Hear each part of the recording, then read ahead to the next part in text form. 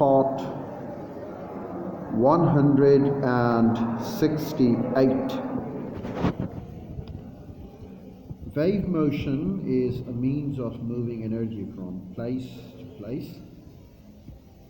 For example, electromagnetic waves from the sun carry the energy that plants need to survive and grow. The energy carried by sound waves causes our eardrums to vibrate. The energy carried by the seismic waves of an earthquake can devastate vast area, causing land to move and buildings to collapse. Waves which move energy from place to place are called progressive waves.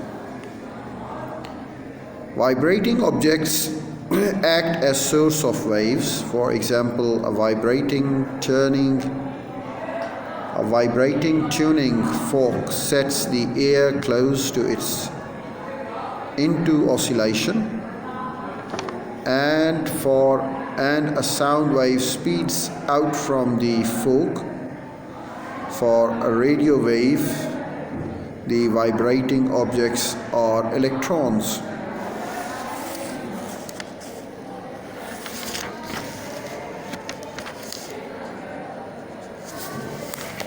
There are two main groups of waves: the transverse waves and longitudinal waves.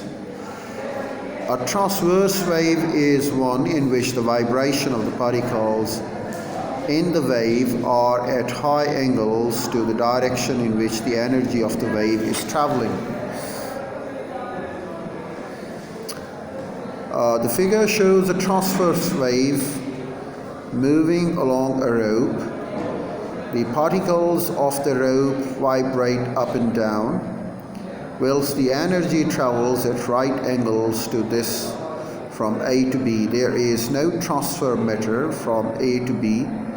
Examples of transverse waves include light waves, surface water waves, and secondary seismic waves, S waves. A longitudinal wave is one in which the direction of the vibrations of the particles is the wave along the direction in which the energy of the wave is traveling. The figure shows a longitudinal wave moving along a stretched spring, a slinky spring. The coils of the spring vibrate along the length of the spring, whilst the energy travels along the same line from A to B. Note that the spring itself does not move from A to B.